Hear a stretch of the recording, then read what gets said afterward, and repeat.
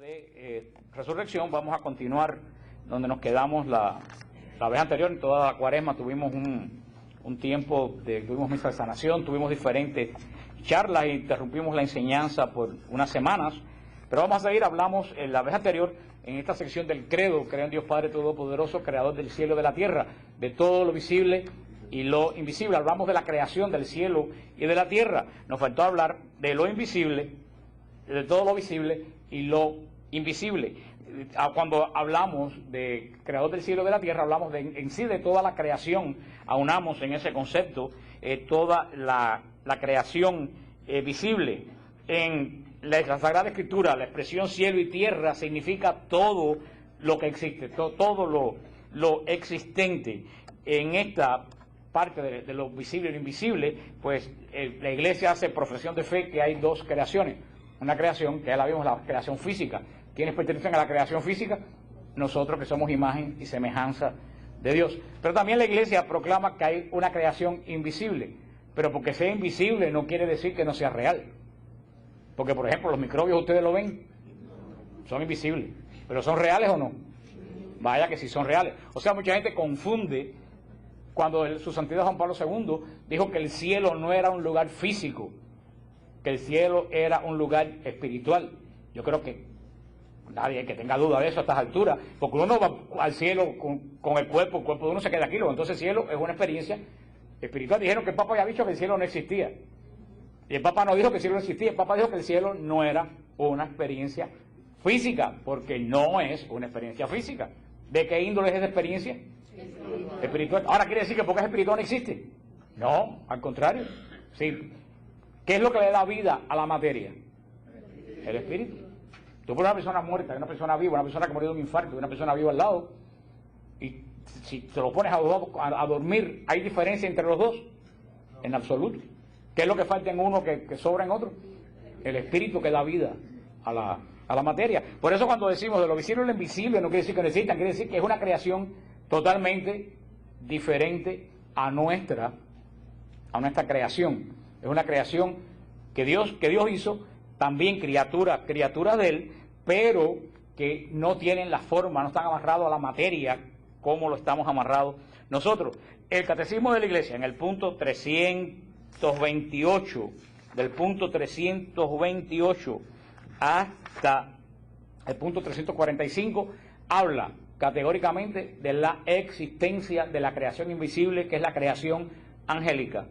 Y dice, entre el punto 327 y el punto 328, dice el Catecismo de la Iglesia Católica: los ángeles, la existencia de los ángeles es una verdad de fe. Aquí está escrito. ¿Qué es lo que dice? La existencia de los ángeles es una verdad de fe.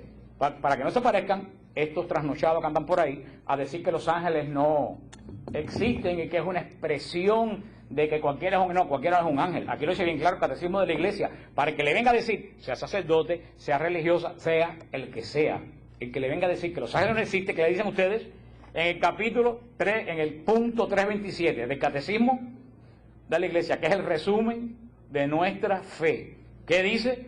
La existencia de los ángeles es una verdad de fe. ¿Qué sucede al que niega una verdad de fe? ¿No sabe lo que le sucede? Inmediatamente se queda fuera de la comunión de la Iglesia. Automáticamente, sin que nadie lo comulgue. Una persona que niegue públicamente una verdad de fe, automáticamente se queda fuera de la comunión católica.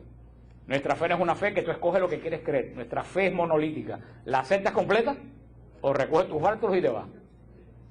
Esto no es como dice la expresión americana, católicos de cafetería, que entre nosotros se entendería mejor como católicos de servicio, de comida rápida. Esa gente que pasan con la bandeja y dicen, esto me gusta, lo pongo, esto no me gusta, lo dejo. No, esa no es la Iglesia católica. La Iglesia o lo coges todo o te quedas sin comer. Una de dos. Y los ángeles es parte de ese todo. Se lo digo porque hay entre nosotros mismos, aquí en Miami, he oído personas de la Iglesia decir que los ángeles no existen. Y es increíble que mientras la Iglesia hablaba de los ángeles, el mundo no hablaba de los ángeles. Ahora la Iglesia, algunos trasnochados de la Iglesia se ponen a decir que los ángeles no existen. ¿Y quiénes se ponen a hablar de los ángeles? la nueva era. Mira tú, y presenta un ángel que yo no dudo que sea ángel, pero no es el ángel de Dios, porque hay ángeles y ángeles, y vamos a verlo. Pero la creación, lo que tienen que tener bien claro hoy, que dice el Catecismo de la Iglesia en el punto 327, ¿qué cosa? Que la existencia de los ángeles es doctrina, verdad de fe, y quien la niega deja de ser católico, sea quien sea, porque la verdad de la Iglesia está por encima de cualquier persona de la Iglesia, porque esta es la fe que la tradición que hemos recibido desde los mismísimos apóstoles. Y si los ángeles no existen, entonces toda la Biblia del Génesis al Apocalipsis es una gran mentira, porque ¿qué es lo primero que aparece en el paraíso, en el Edén? Los ángeles. ¿Y qué es lo último que aparece en el Apocalipsis?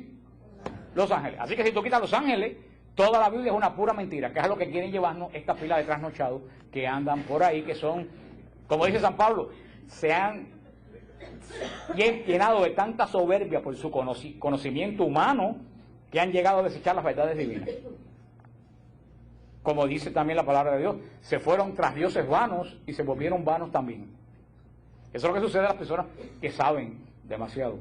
Y no es malo saber demasiado, el problema es llenarte de soberbia por lo que tú sabes. Por eso Jesús gritó: te doy gracias, Padre, porque no revelas esto a los sabios y encumbrados, sino a los pequeños y a la gente de abajo, tú se los revelas. Por eso que yo siempre digo a las personas: ¿ustedes han visto alguna vez que la Virgen se le aparece un teólogo?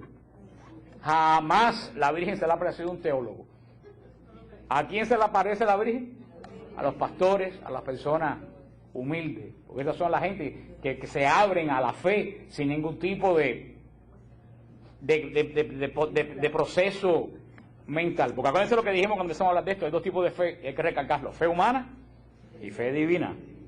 ¿Cuál es la fe humana? Lo que yo acepto porque yo lo entiendo. Esa es fe humana. Esa fe no salva. ¿Qué es lo que salva? La fe divina. No lo entiendo, pero lo acepto. ¿Por qué? Porque lo dice la palabra, porque lo dice la tradición de la Iglesia recibida por los apóstoles. Y lo que hay que dejar bien claro, para que no quede duda: los ángeles, verdad de fe. ¿Quiénes son los ángeles? San Agustín. Y todo esto lo estoy sacando del catecismo, así que cualquiera que tenga el catecismo puede alcanzarlo. Si ustedes tuvieran el catecismo, yo no tuviera que dar esta clase. Y si todo el mundo tuviera el catecismo, yo no tuviera que contestar el 95% de las preguntas que contesto en EWTN. Porque el 95% de las preguntas que yo respondo están escritas en el catecismo de la Iglesia, que está en un lenguaje tan sencillo. Fíjense cómo está el mío. ¿Tú sabes por qué el mío está así? Porque lo uso. Lo que he aprendido no vino por inteligencia infusa, vino porque lo he leído aquí en el... Por eso Scott Hahn, cuando se convirtió al catolicismo, y también un pastor de apellido Wood del centro de la Florida, que tiene un ministerio que se llama familiar, que se llama San José Obrero, este pastor presbiteriano, cuando se convirtió al catolicismo, dice que él, cuando se convirtió al catolicismo, lo encontró todo tan fácil. Porque ese, cuando era presbiteriano, cada vez que tenía que buscar una doctrina, se volvía loco, buscando doctrina por aquí y por allá, porque no encontraba un cuerpo doctrinal de la Iglesia. Y él entra a la Iglesia porque se pone a buscar doctrina para el respeto a la vida, y no encontraba doctrina en la Iglesia protestante de respeto a la vida, y tuvo que entrar a la Iglesia católica a buscar doctrina sobre el respeto a la vida. Y cuando entró, a dar cuenta en su conversión, él vive en el centro de la Florida, que cuando él entró a las websites de respeto a la vida de la Iglesia Católica para buscar doctrina cristiana para su congregación, por supuesto, de respeto a la vida, cayó en el divorcio y cayó en la santidad del matrimonio. Fíjese que un día estaba predicando a su congregación sobre lo que dijo Jesús: el que se divorcia de su esposa la hace adúltera a ella y él. Y también dice que cuando miró para la congregación, el 60% de la congregación era gente divorciada que se había vuelto a casar y que él los había casado. Dice que en ese momento cerró la Biblia, bajó del púlpito, y dice que estaba seguro que jamás iba a volver a subir a un púlpito. Y fue una decisión tremenda, porque él se quedaba sin trabajo y sin comida para su familia, y sin saber hacer absolutamente más nada. Pero por lo que estoy diciendo, ¿por qué? Porque él entró a buscar y dice: entonces yo llego a la Iglesia Católica y veo que no tengo que romperme la cabeza buscando nada, porque cuando yo tengo alguna duda voy al catecismo, tengo alguna duda voy a los concilios. ¿Y por qué nosotros los católicos no lo sabemos? Tenemos tantas preguntas. ¿Sabes por qué? Por lo que dice un libro brasilero que se llama El grano de mostaza, de Márcio Moreira Alves. Dice al comenzar el libro brasilero de Márcio Moreira Alves: el católico que ha sido sometido a una educación católica tradicional da doble trabajo al Espíritu Santo para su conversión. Y cuando digo educación católica tradicional, no es catecismo, ni quiere decir lo que hemos nacido católicos. Que ya somos católicos y ya se acabó. Como esa gente que tú le dices, voy a un retiro, y dice, pero ¿para qué voy a un retiro si yo voy a misa todos los domingos y echo $1? Esa gente le dan más trabajo al Espíritu Santo para convertirse que un drogadicto que está bajo un puente. Un drogadicto bajo un puente cae así al Espíritu Santo. Esos católicos que van todos los domingos a misa y hasta el domingo que viene son buenos, le dan un trabajo al Espíritu Santo e invitan a un retiro para que tú veas qué te dicen. Te lo digo porque yo fui uno de ellos. Y estoy seguro que muchos de ustedes fueron uno de ellos. Por eso, dice San Agustín, escrito en el Catecismo de la Iglesia, en latín, como le gusta al Santo Padre que se use, Angelos officii nomen est non nature. ¿Qué es lo que quiere decir? Dice, el nombre ángel indica su oficio, pero no su naturaleza. Dice San Agustín, este ser espiritual, que nombramos como ángel, dice, la palabra ángel indica su oficio, no indica la naturaleza de este ser. Sigue diciendo San Agustín, te diré que es un espíritu. Si preguntas por su naturaleza, te diré que es un espíritu. Si preguntas por lo que hace, te diré que es un ángel. Mira lo que dice San Agustín. Ángel no es por su naturaleza, es por su oficio. Dice, si preguntas por su naturaleza, estos espíritus son de naturaleza espiritual. Ahora, ¿cuál es su oficio? Ángel. ¿Qué cosa quiere decir ángel en griego y en hebreo? Mensajero. ¿Qué quiere decir ángel? ¿Cuál es el oficio de estos seres espirituales? Ser mensajero. Eso lo dice San Agustín ya desde el siglo IV. Lo que sí tenemos que tener una cosa bien clara. Los ángeles son servidores de Dios. Punto. No son servidores nuestros. Son servidores de Dios. Segundo, los ángeles, ¿verdad de qué? De fe. Segundo, los ángeles son de condición espiritual. Tercero, ¿qué son los ángeles? Servidores de Dios. No son servidores de nosotros. Si los ángeles de la guarda nos sirven, no es porque nosotros digamos que nos sirvan. Si los ángeles de la guarda nos sirven, es porque Dios le dijo que no sirvieran, para que nadie se equivoque. Nosotros no somos señores de ellos. Los ángeles responden únicamente a Dios. Dios nos asigna al ángel de la guarda y después nos lo quita. O sea, nadie se crea. Por eso esa moda tan absurda de la nueva era de ponerle nombre a los ángeles, a tu ángel de la guarda. Eso es un disparate. Es que tú tienes un gato, el ángel es un gato. Hay gente que en la nueva era, y algunos en la iglesia, que dicen, ponle nombre a tu ángel. Tú le pones nombre a algo que es posesión tuya, a un gato, a un perro. ¿El ángel es posesión tuya? No, tú no le puedes poner. Primero porque el ángel, si es criatura, debe tener su nombre. De que debe tener su nombre, debe tener su nombre. Y si no se te ha sido... Porque Gabriel tiene su nombre, Miguel tiene su nombre, Rafael tiene su nombre. O sea que los ángeles tienen nombre. Si a ti no se te ha revelado el nombre de tu ángel, es que a ti no te interesa, ni es importante. Si fuera importante, Dios te lo hubiera revelado. Entonces, por ejemplo, yo me llamo Frank, ahora que ustedes me pongan a mí Atanasio, y ustedes me llaman Atanasio, y yo voy caminando por ahí, ¿qué ustedes creen que yo haga? Y si me doy cuenta que es conmigo, lo más seguro es que se va a tener un problema. Igual que el ángel, ¿para qué tú le vas a poner nombre a un ángel si el ángel tiene su nombre? Eso es la cosa más absurda, y eso viene de la nueva era. Y eso lo vamos a ver después. Por eso, los ángeles son, así como el hombre es eminentemente imagen y semejanza de Dios. El ángel no es imagen y semejanza de Dios. El ángel es servidor de Dios. Tenemos los dos campos muy bien delimitados. El hombre es imagen y semejanza de Dios. El ángel no es imagen ni semejanza de Dios. El hombre es hijo de Dios. Los ángeles no son hijos de Dios. Nosotros tenemos pacto con Dios. El nuevo pacto a través de Jesucristo. Los ángeles no tienen pacto con Dios. Los ángeles son, ¿qué cosa? Servidores de Dios, mensajeros de Dios, que contemplan el rostro de Dios, como dice San Mateo 18:10, dice Jesús, que los ángeles contemplan el rostro de Dios. Dice el Salmo 103:20, son agentes de sus órdenes, atentos a la voz de su palabra. Los ángeles, en tanto, a criaturas que son puramente espirituales, tienen dos cosas, tienen inteligencia y tienen voluntad. Los ángeles tienen inteligencia y tienen ¿qué cosa? Voluntad. Tenemos que tener eso bien claro. Superan en perfección a nosotros, no en importancia. Ojalá ustedes entiendan esto. Los ángeles no nos superan en importancia. Porque ¿quién es más importante? ¿Un hijo o un servidor? Entonces nosotros en importancia somos superiores, porque somos hijos. Pero el ángel, por ser de naturaleza espiritual, por ser, nos superan en perfección. Porque nosotros estamos atados ¿a qué?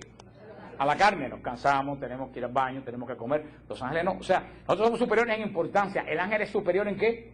En perfección. Inclusive cuando nos muramos, vamos a ser perfectos, que nos desliguemos de la carne, pero no vamos a ser ángeles. No somos a ser ángeles. Toda esa bobería que cuando un niño se muere se convierte en ángel, eso es bobería. Ningún niño se convierte en ángel. Un niño que se muera es un hijo de Dios, tal como cuando un adulto se muera. Los ángeles no se reproducen, ni nadie se convierte en ángel.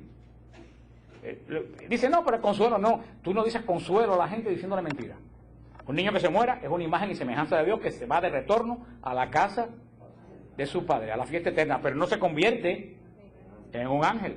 Es un ser humano, así sea abortado, así no haya acabado de nacer. Desde el momento que Dios pone vida en él, es un ser humano, una creación de Dios. El ángel nos supera en perfección a las criaturas visibles. ¿Por qué? Pues dos cosas. Primero, porque no están atados a la materia. Segundo, porque contemplan el rostro de Dios, que nosotros todavía no lo contemplamos porque estamos en forma material.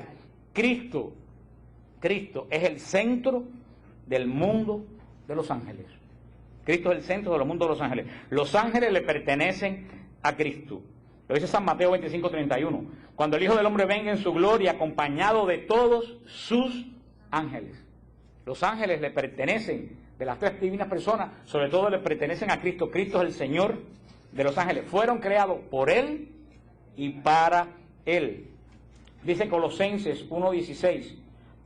Porque en Él fueron creadas todas las cosas en los cielos y en la tierra, las visibles y las invisibles, los tronos, las dominaciones, los principados, las potestades, todo fue creado por Él y para Él.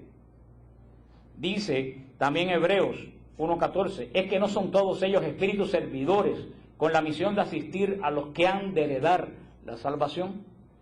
O sea, los ángeles, ¿qué misión tienen los ángeles?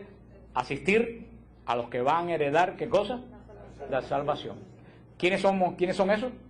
Nosotros. Los ángeles están puestos para asistirnos a nosotros en el camino a la salvación. Para eso es lo que están los ángeles en la vida de cada uno de nosotros. Para eso se nos asigna un ángel de compañero toda la vida. Para guiarnos en el camino a la... ¿Por qué? Porque Él sabe el camino. ¿Por qué Él sabe el camino? Porque ha visto el rostro de Dios, el rostro de Cristo, porque Él le pertenece a Cristo. Aunque los ángeles son llamados desde la creación hijos de Dios porque les pertenecen, cuando yo digo que no son hijos de Dios como nosotros, quiere decir que nosotros somos por el bautismo hijos de Dios. Los ángeles no se bautizan, nosotros somos hijos adoptados. Cuando se llaman los ángeles hijos de Dios, se habla en el sentido que son productos que salieron de Él. Toda la vida de las Sagradas Escrituras, todo el Antiguo Testamento está plagado de intervenciones angélicas. A ver, alguna que ustedes se acuerden. ¿Cuál es la primera intervención angélica en el Antiguo Testamento? A ver. ¿No? Antes que Jacob. ¿Alguien lo dijo por ahí? Lo dijo el hermano Marco, ¿no? Mario, en el paraíso. El Señor puso un querubín que guardara el paraíso cuando el hombre perdió la gracia. Desde ahí aparecen los ángeles ya, en la historia del hombre. A ver, otro, ya lo mencionaron, Jacob. Jacob luchó con el ángel de Dios. Jacob vio la escala en Betel, vio la escala de Dios cuando los ángeles subían y bajaban. ¿Alguien más que tuvo relación con los ángeles en el Antiguo Testamento? Abraham, con los ángeles en la encina de Mambré. Isaías contempló a los serafines, lo vamos a ver después. ¿Quién más? Tobías, que tuvo el encuentro con el ángel Rafael. Ezequiel, el que celebramos hoy, tuvo una visión de los querubines. O sea, todo el Antiguo Testamento está plagado de intervenciones angélicas. El Nuevo Testamento, desde su comienzo, está marcado por intervención angélica. ¿Con qué comienza el Nuevo Testamento? Con el anuncio del ángel a María. Ya desde ahí comienza. O sea que el Nuevo Testamento está marcado por la intervención de los ángeles. Después vemos que a Cristo en el huerto de la agonía lo asisten los ángeles. Vemos que los ángeles cantan en Belén, sobre el portal de Belén. Vemos en los Hechos de los Apóstoles un ángel liberando a Pedro de la cárcel. Vemos el Apocalipsis lleno, dice que se podían contar por millones de millones, dice el apóstol Juan. O sea que vemos una creación tremenda, espiritual, angélica, que también son criaturas de Dios, al igual que nosotros. Una monja amiga mía, cuando yo era muchacho, ella siempre me decía, a mí eso nunca se me ha olvidado, que nosotros, en la creación material, vivimos dentro de la creación espiritual como el pez en el agua. Dice que nosotros, la creación material, estamos rodeados por todos lados ¿de qué? De la creación espiritual. Que no las veamos, dice que no quiere. Y eso se me ponía un ejemplo, cuando ella me explicó eso, dice, cuando uno va a una consulta de un doctor, uno ve casi muchas consultas tienen peceras. Y usted ve los peces nadando ahí, los peces comen, viven, se reproducen ahí mismo. Y yo estoy seguro que ninguno de ellos tiene conciencia de que hay 10 o 15 personas que los están mirando. Porque ustedes nunca han estado dentro de una pecera, gracias a Dios. Pero si ustedes estuvieran alguna vez dentro de una pecera, ustedes se iban a dar cuenta que cuando están dentro de la pecera, o lo que ellos, cuando ven para afuera, no ven a la gente, lo que ven es su propia reflexión del agua con el vidrio. O sea que los peces no se dan cuenta que hay una pila de personas sentadas en ese salón que lo están mirando y siguen su vida totalmente normal. Así mismo estamos nosotros. Estamos inmersos dentro de una tremenda creación espiritual que nos está mirando. Yo mismo me escribía, una pobre señora, un joven, no sé quién es, porque yo con los emails no sé, le da ni nada, me escribía WTN diciendo que si no había posibilidad que uno se confesara por internet. Yo le dije, bueno, va a haber esa oportunidad cuando yo te pueda poner un suero por internet. Cuando yo te pueda poner un suero por internet, entonces yo voy a decir que dejen confesar por internet. ¿Se puede poner un suero por internet? Para poner un suero, ¿qué es lo que hay que tener delante? A la persona. La confesión es un sacramento. Y el próximo programa que voy a hacer en Radio Paz va a ser de los sacramentos, porque yo veo la ignorancia que hay en el pueblo de Dios supina sobre los sacramentos. Los sacramentos es algo vivo sobre alguien vivo. La misa que uno ve por televisión es devocional, pero nada más que uno cumple con ir a misa el domingo por verla por televisión, porque la Eucaristía es un sacramento, es en vivo. Y esto, porque esta hermana, porque ella me decía que era mejor confesarse por internet, porque decía que así uno no pasaba la vergüenza de tener que decirle cara a cara a un sacerdote, y todo lo ponía en blanco y negro. Yo decía, pero mira hermana, qué interesante, a nosotros nos da vergüenza confesar el pecado, pero no nos da vergüenza cometer el pecado. El sacerdote me está mirando, pero cuando tú cometes el pecado, los ángeles y Dios te están mirando, y quién sabe si todos tus antepasados, porque no sabemos la relación que hay entre nosotros y los que ya partieron. Yo creo que si tuviéramos en cuenta eso, nos refrenaríamos de muchas cosas, porque nos da pena, yo no entiendo eso, nos da pena confesarnos, pero no nos da pena pecar. Ahí hay una incongruencia que yo no le veo, pero esa es la creación espiritual que nos rodea. Por supuesto que hay personas que nunca en la vida se van a dar cuenta de la realidad espiritual, porque para darte cuenta de algo tú tienes que estar consciente de ello. Uno mismo puede estar mirando algo y no estarlo viendo. Yo he puesto millones de veces la misma historia, los que oyeron la repito, y los que no, muchos son nuevos, no lo oyen. Cuando un presidente de los Estados Unidos tomó posesión, Barbara Streisand cantó en esa toma de posesión, y hacía años que esta señora no cantaba. A mí me gustaba mucho ella, y a mi hermana también le gustaba, y nosotros lo pusimos en televisor para verla a ella cantar, y lo vimos cantar, Y estábamos comentando yo con mis hermanas, oye, que bien canta. Y dice, no, lo elegante que estaba. Fíjate que el collar de diamante que tenía, hacía juego con el collar, con la pulsera de diamante que tenía en el pie. Yo le dije, pero ¿cómo tuviste la pulsera que tenía porque ya estaba mirando todo el tiempo y yo no la vi? Ella lo había grabado y dice, espérate, la grabó, la puso, la viró para atrás y efectivamente en el pie tenía una pulsera. Y bueno, ¿tú sabes por qué ella lo vio? Porque ella estaba puesta para el detalle de qué, de la moda. Y yo no estaba puesto para eso. Como yo no estaba puesto para eso, la tenía delante y no la vi. No estaba mi interés en detallar su ropa. Mis hermanas, una vez también yo venía con un amigo mío y vi un grifo de agua que se queda abierto a veces que caen gotitas. Y había un pajarito abajo cazando las gotas. Y yo me paré. Y me dice el amigo mío, ¿qué tú haces? Y digo, mira eso. Y él me dice, ¿qué? Digo, mira. Dice, ¿pero qué cosa? Digo yo, el pájaro. Dice, ¿qué pájaro? Dice, el pájaro que está. Dice, pero eso lo tenía delante y él no lo veía. Porque uno ve las cosas cuando uno tiene interés. Las personas que no son espirituales no se dan cuenta. ¿Por qué? Porque su interés no está en eso. Entonces las cosas que suceden dicen que son casualidades. Y la casualidad no existe. Los que somos gente de fe, cuando vemos algo que el mundo llama casualidad, muchas veces tenemos que decir, esto es una intervención del mundo espiritual que nos rodea. Y si estuviéramos más atentos al mundo espiritual que nos rodea, menos cosas nos pasarían. Porque nos daríamos cuenta de muchas cosas, que ahora las dejamos pasar, porque uno no se da cuenta. Hay veces que uno tiene experiencia, la gente pensamos que bobería. Una vez yo venía, no sé mucho, venía manejando y iba a dar, yo no me acuerdo dónde, una charla, y yo venía oyendo música, como siempre venía entretenido.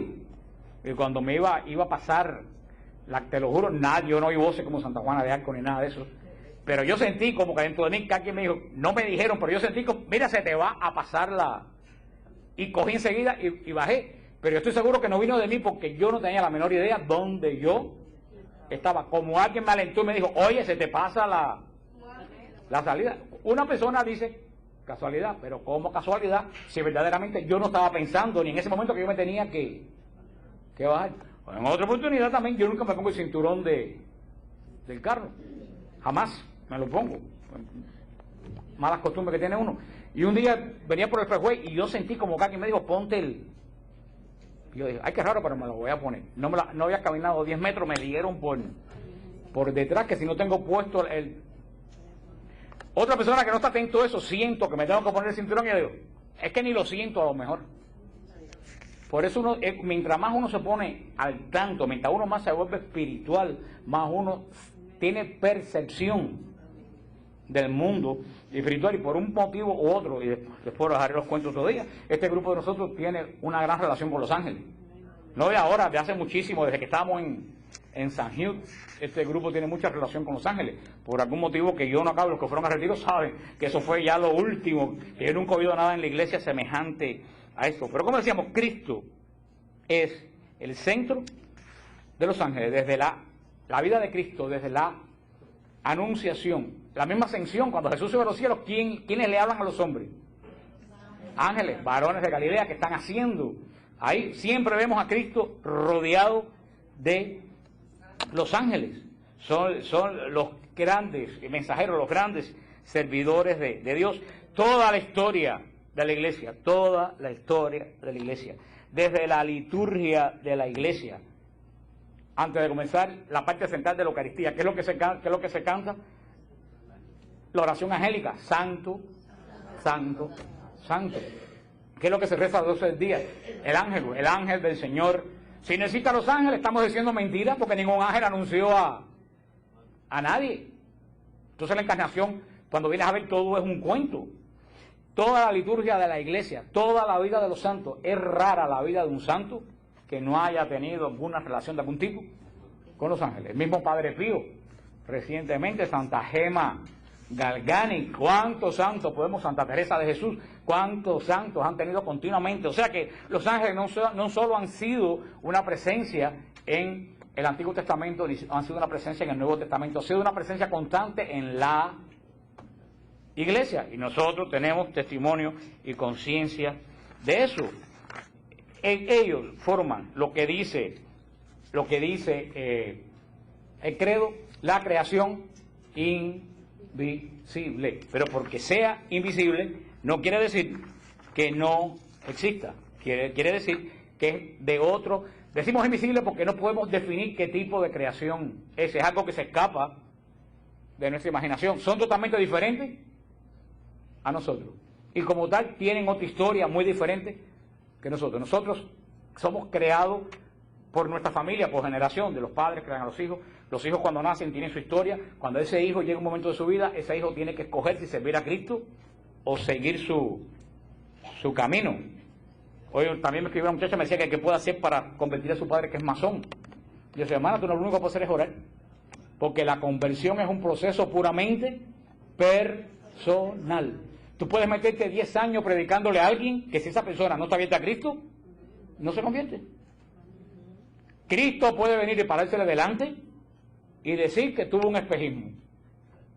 O decir que tuvo una reflexión de la luz en tal lugar que fue lo que... Porque el mismo cuando hablamos el otro día en Semana Santa, cuando Cristo se paró delante de Caifás y le dijo, yo soy. Caifás lo tenía delante, ¿lo reconoció? En absoluto. Luego entonces una persona para convertirse, ¿qué es lo primero que tiene que tener? El deseo de convertirse. Lo único que podemos hacer para que esa persona le dé el deseo, ¿qué cosa es? Orar, ayunar. Nada más. Yo no he visto a nadie que se convenza porque alguien le dé una charla. Es más, muchas veces cuando alguien me dice, ¿qué puedo hacer para que fulano se convierta? Le digo, no le den una charla. Si tú quieres que alguien se convierta, si quieres tratar, tú sabes que lo único que puedes hacer, aparte de orar, invitarlo a ir a un retiro. De la renovación, de Maús, de lo que sea. Un retiro para que tenga un encuentro personal y fuerte. Porque eso vale más que cualquier charla que le den a cualquiera. No hay otra. Eso somos nosotros. Ahora, Los Ángeles no fue así. Acuérdense que la Biblia está escrita para los hombres. La Biblia no está escrita para los ángeles. Tienen que tener eso bien claro. La Biblia habla de los ángeles, pero la Biblia no habla de la historia de los ángeles. ¿Por qué la Biblia no habla de la historia de los ángeles? Porque la Biblia está escrita para nosotros, no para los ángeles. Por eso no sabemos cómo, pero sí sabemos, por lo que la Biblia deja ver, que nosotros, según nacemos, nos creamos, nosotros nos convertimos o no nos convertimos. Nuestros hijos nacen, crecen, se convierten o no se convierten. Tendrán hijos, sus hijos nacerán y tendrán un proceso y se tendrán que convertir o no convertir. Esos somos los humanos. Ahora, los ángeles no son así. Los ángeles, lo dijo Jesús bien claro, no se reproducen. Los ángeles al no reproducirse, ¿qué quiere decir? Que todos fueron creados de una sola vez. Toda esa bobería de un ángel con un angelito chiquito cargado, toda esa bobería de la nueva era. No hay angelitos chiquiticos ni angelitos grandes. Los ángeles fueron creados de una sola vez. Y ojo, para que ustedes entiendan esto, como fueron creados de una sola vez, tuvieron que escoger de una sola vez. Entiendan eso. Nosotros nosotros somos creados y podemos escoger. Y podemos no escoger y a los 4 años convertirnos y el Señor nos da chance porque somos semejantes a Él, porque Él se hizo verdadero hombre, siendo verdadero Dios. Por eso tenemos esa oportunidad. Los ángeles no tuvieron esa oportunidad. Ellos fueron creados de una sola vez y de una sola vez tuvieron que ¿qué? Que escoger. Los ángeles fueron creados totalmente libres. Porque hay gente que dice, ay, pero ¿por qué Dios no hizo todos los ángeles buenos? Dios no puede hacer ni todos los hombres buenos, ni todos los ángeles buenos. ¿Por qué Dios no lo puede hacer? Siempre lo he dicho a ustedes, un axioma que tienen que aprendérselo. Nadie da, ¿qué cosa? Lo que no tiene. Nadie da lo que no tiene. Ahora, hay cosas que Dios no tiene, aunque ustedes no lo creen. ¿Qué cosa no tiene Dios? Pecado. Entonces Dios no puede dar, es pecado. ¿Dios tiene males? Dios no puede dar males. Dios es esclavo. Dios no puede crear seres esclavos. ¿Qué cosa es Dios? Totalmente libre. Dios solamente puede crear seres totalmente libres. Por eso nos crea a nosotros totalmente libres de aceptarlo o de rechazarlo. Dios no nos puede crear a todos buenos, porque si nos crea a todos buenos, hubiéramos sido autómatas. Aparte que el mundo hubiera sido muy aburrido. no hubiéramos tenido la historia de Ana Nicole Smith, no hubiéramos tenido ninguna de esas cosas que nos han entretenido, no existieran los noticieros, Ambrosio Hernández y toda esa gente estuvieran trabajando en Burger King o algo de eso. No, Dios, aparte de eso, Dios no puede crear a todo el mundo bueno, porque eso sería imponernos algo, y Dios no impone porque a Él nadie se impone. ¿Ustedes entienden eso? Dios crea libre, y si crea libre a los hombres, también crea libre a los ángeles. Dios no pudo crear todos los ángeles buenos porque hubieran sido ángeles bobos. Dios crea a los ángeles totalmente libres, dotados de voluntad y de inteligencia. Esos ángeles dotados de voluntad y de inteligencia, en un momento de su creación, escogieron. Unos escogieron bien y otros escogieron mal. ¿Les suena a ustedes eso conocido? Es la historia de todos nosotros, que nos pasa todos los días. A ellos les pasó una vez. ¿Por qué? Porque ellos son de condición espiritual, y por ser de condición espiritual son más perfectos que nosotros. Nunca era más importante, pero sin más. Al ser perfectos, cuando ellos cogieron, su decisión fue irrevocable. Ellos escogieron. Cuando cada uno escoge, Dios como cuando nosotros llegamos delante del trono de Dios y escogimos nuestra vida, Dios nos sella cuando llegamos delante de su trono, y a la vez que Dios nos sella, la decisión es irrevocable. Si te sella para condenación, no hay chance, y si te sella para salvación, no hay chance de que caigas en condenación. Ese sellamiento de Dios que ocurre el día de nuestra muerte, cuando comparecemos delante de Él, mira qué coincidencia, ¿cómo comparecemos delante de Él? En espíritu. Como los ángeles son espíritu, Dios los selló en un momento, cogieron y los selló, a unos para salvación, a otros para condenación. Y lo que decía Pablo VI, que escribió mucho de los ángeles, porque le tocó mucho vivir una etapa de la iglesia terrible. Pablo VI decía que el gran misterio, le llamó, el gran misterio de la iniquidad, le llamó Pablo VI, el misterio de la iniquidad. ¿Qué dice Pablo VI? ¿Qué es el misterio de la iniquidad? Es que conservaron su condición angélica, pero perdieron la gracia. Eso es tremendo, lo que dijo Pablo VI. Dijo, conservaron, no perdieron nada de su condición angélica, pero perdieron. O sea, teniendo el poder espiritual que tenían, no quedó en ellos absolutamente nada de bueno, ni una gota de bondad quedó, porque hasta en el ser humano más malo queda algo de bueno. Y con todo, hay personas que uno dice, desafortunadamente hay asesinos, eso que tú dices, no tienen recuperación. Hay personas que yo he conocido drogadictas que no tienen recuperación, porque su mente está tan dañada por la droga, que aunque dejen la droga, ya no tienen recuperación mental. Por eso, no, déjalo que haga bulla, está bravo cuando se dicen esas verdades, déjalo que... Eso es lo más que puede hacer bulla, y no puede hacer absolutamente más nada que eso. Eres el señor de la bulla, ¿no? Pero bueno, dice Pablo VI, y grábense eso, perdieron todo su gracia, pero mantuvieron su condición. Eso es Pablo VI, misterio de la iniquidad, dice, un misterio espantoso y asqueroso. En eso ellos escogieron en un momento, escogieron mal y fueron sellados en mal.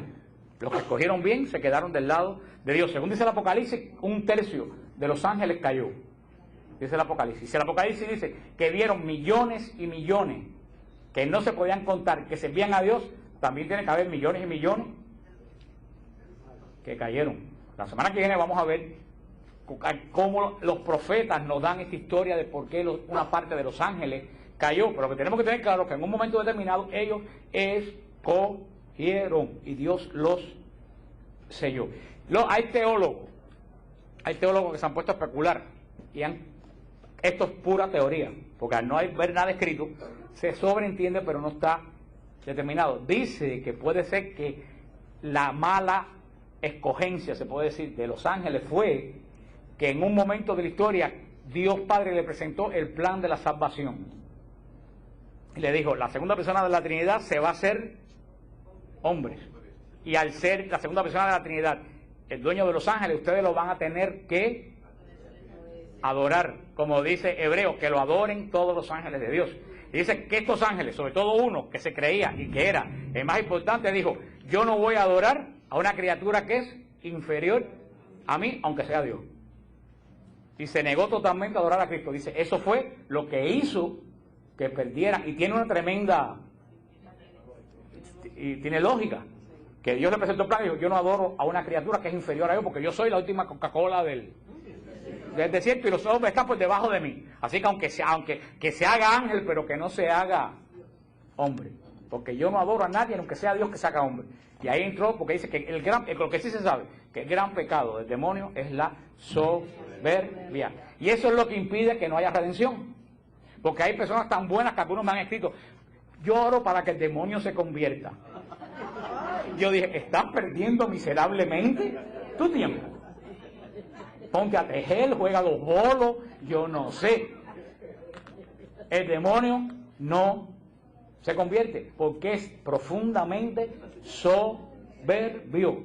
Y él, al ser soberbio, no querer reconocer que falló, no tiene perdón. Y cada vez, en vez de ser mejor, peor. Como algunas personas que conocemos, que le pasan cosas y en vez de ser mejor por esas cosas que le pasan, son peores. Eso lo vemos en los hombres.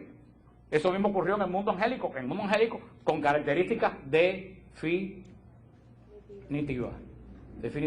No hay, y fíjate, si es así, que Dios se hace hombre y nos redime, porque nosotros también fallamos igual que, y eso lo vamos a ver la semana que viene, cuando vemos el fallo del hombre, cuando veamos el capítulo 3 de Génesis, en creación de lo visible y lo invisible, cuando veamos la parte de los hombres, espiritual de los hombres, porque los hombres vimos la parte física, pero no hemos hablado de la parte espiritual del hombre. El hombre cayó y pecó igual que el demonio. El demonio se negó a obedecer a Dios, ¿no? Como dicen los teólogos, yo no voy a servir a Dios aunque se haga hombre. Pero el hombre también hizo lo mismo. Le negó obediencia a Dios. Sin embargo, Dios redimió al hombre, pero no redimió al ángel. Porque uno dice, si Dios hizo hombre, se pudiera haber hecho ángel y haber redimido a los ángeles, o haber incluido a los ángeles en el plan de la redención y en la cruz haber redimido al demonio. Porque si el mal ladrón que le habló fue el demonio quien le habló por la boca del mal ladrón y se condenaron los dos, el demonio que habló y el mal ladrón que le prestó su boca, y fue una condenación doble, la condenación final doble, pero el meollo de todo esto, de la soberbia del demonio, es que él, cada día que pasa, en vez de decir, me equivoqué, dice, voy a ponerme peor. Dios redime al hombre. ¿Por qué Dios redime al hombre y no redime al demonio, a los ángeles caídos? Porque el demonio, pues, es un ángel caído. El demonio es un ángel tal como San Miguel Arcángel, pero del otro lado.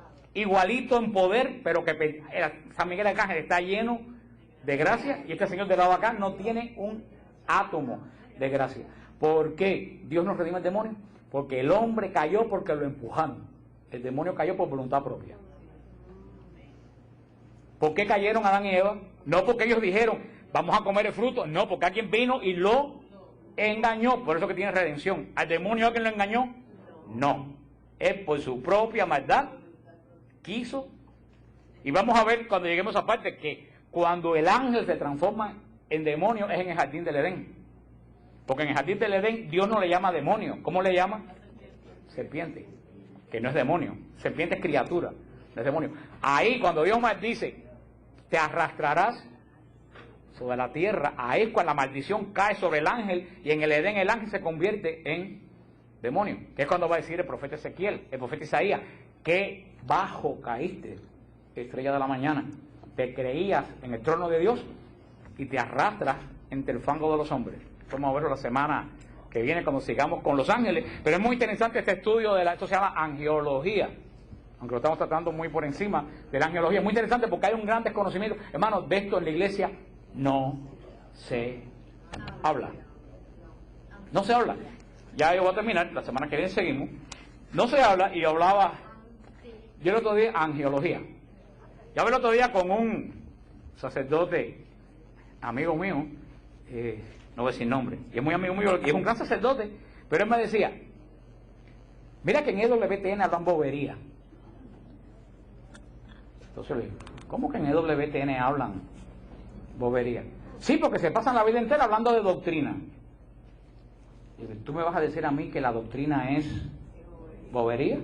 Dice, no, pero qué cosa más importante que hablar. Digo, ¿cómo qué? Le dice, bueno, como el hambre de las personas en el mundo, los drogadictos. Dice, mira, ¿tú sabes lo que le pasa a los curas?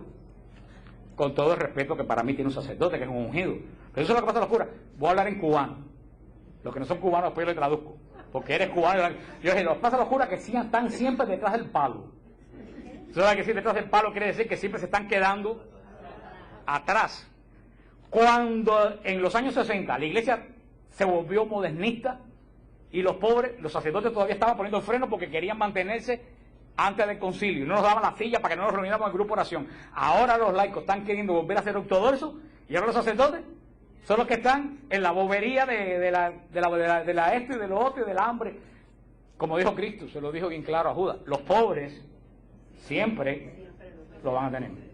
La iglesia tiene la obligación de cuidar de los pobres, porque Cristo nos lo dejó encargado por la caridad, pero no es la obligación fundamental de la iglesia. La obligación fundamental de la iglesia es predicar el Evangelio. Ahora, después que tú prediques el Evangelio, tú tienes la obligación, porque si tú amas a un hombre, ayudar a ese hombre, porque la caridad de Cristo te impele a eso. Pero ayudar al hombre, por ayudarlo, ¿tú sabes cómo se llama eso? Filantropía.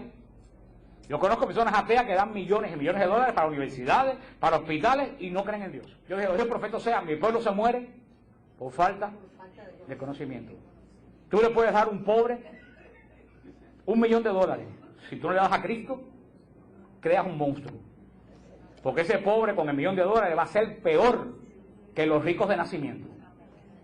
Y lo hemos visto todo. O sea que la misión de la iglesia no es, y lo dijo el obispo Chaput, el arzobispo Chaput de Colorado, que terminó una asamblea de los obispos americanos y leyeron el documento final, y para aprobarlo, el obispo Chaput se paró y dijo, perdónenme, pero eso que ustedes han leído aquí es un documento de la Cruz Roja. Ahí nada más que se habla de ayudar al pobre, de ayudar al anciano, de ayudar al desvalido, pero ahí no se habla de predicar a Cristo. Y tuvieron que volver a rehacer todo el documento, porque entonces están detrás del palo, en el sentido de que ahora la iglesia, hay un cambio en la iglesia, y si no sé, por eso que están detrás del palo, porque no se dan cuenta. Los fieles de la iglesia ya no quieren más bobería. Los fieles de la iglesia cada día quieren más doctrina, conocer su fe, volverse espirituales. Ya se acabó la bobería de los pobres, que no es bobería. Estoy diciendo, cuando eso se convierte solamente, cuando la iglesia se convierte en una repartidora de comida, pierde el sentido para el cual fuimos fundados. Fuimos fundados para predicar la buena noticia. Esa es nuestra misión.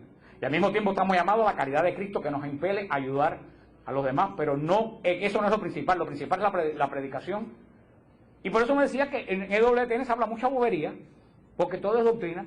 Digo, ¿y cuánta gente se ha convertido a través de esa doctrina? Y han sido mejores por esa doctrina. Porque una persona que no tiene doctrina es como un barco que no tiene brújula. No sabe a dónde ir, no sabe qué creer, no sabe. Por eso yo veo un desfasamiento de veces entre los sacerdotes y el pueblo. Hay un desfasamiento, ellos como que van un poco atrás de donde van los laicos. Y hay una prueba, aquí está este ministerio de Nuevo Caminar, que ayuda a los adictos. Pero ¿por qué ellos ayudan a los adictos? Porque encontraron a Cristo primero. Si no encuentran a Cristo primero, no estuvieran que ayudando a los adictos. O sea que lo primero es la conversión a Cristo. Y eso viene, hermano, por la fe. Lo dice, que la fe entra por él, oír. Y después viene la caridad. Y ese es el cambio que hemos visto también con Benedicto XVI. Que inclusive en época de Juan Pablo II, todos los mensajes de la Cuaresma habían sido ayudar a los pobres, a los necesitados, lo cual está bien. Ahora este mensaje de Benedicto XVI fue, mirarán a que traspasar. Ya vemos que la iglesia está, lo que profetizó Juan Pablo II, el futuro de la iglesia es de místico. El que no sea un místico se va a quedar detrás. Se quedará repartiendo comidita bajo los puentes. Porque yo digo una cosa, hay que ir a repartir comida debajo de los puentes. ¿Sabes lo que necesitan más esa gente que comida? Cristo, que transforme su vida. Porque tú le das comida y tú sabes que tú estás haciendo, perpetuando la indigencia. Tú tienes que darle a Cristo para que esa persona se convierta y diga, tengo que hacer algo para transformar mi vida. Y lo dijo la Madre Teresa muy claro, más caridad que esa vieja no hay quien lo tenga. Ya dijo, al pobre no hay que darle pescado, hay que enseñarlo a pescar. Esa es la esencia del Evangelio. Porque si tú das pescado y pescado, ¿en qué conviertes al pobre? En uno que depende de lo que tú le das, como en los países comunistas.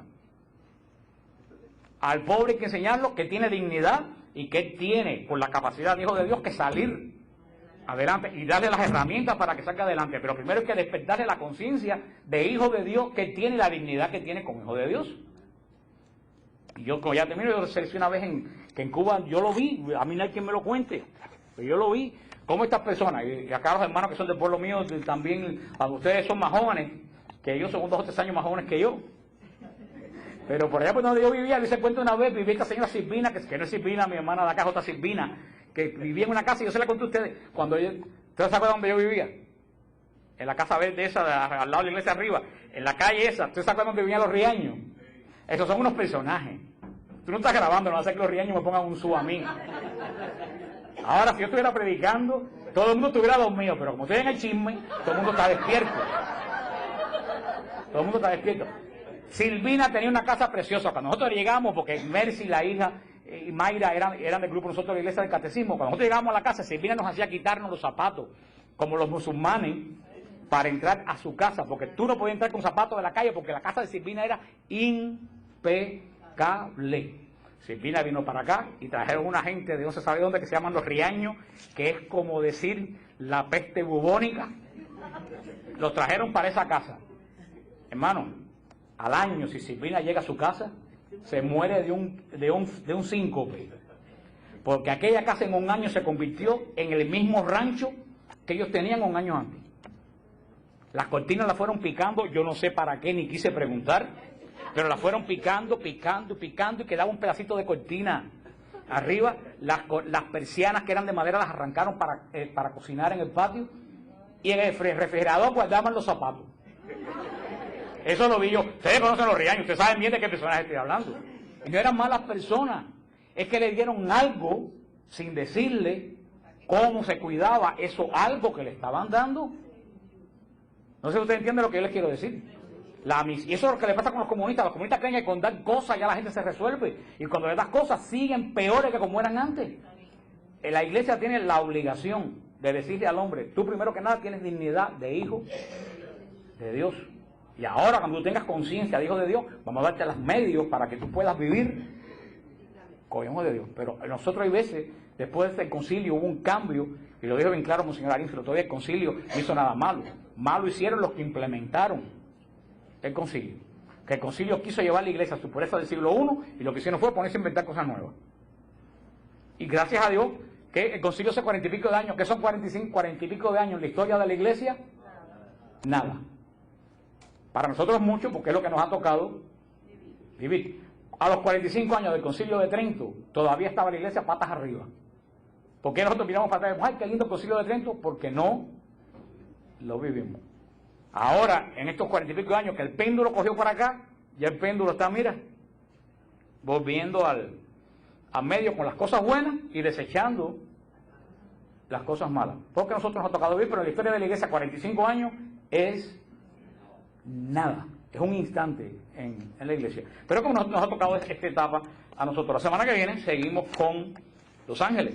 Está bien interesante esto, y no Los Ángeles de California, sino Los Ángeles de Dios. Yo el retiro ni lo voy a anunciar, el retiro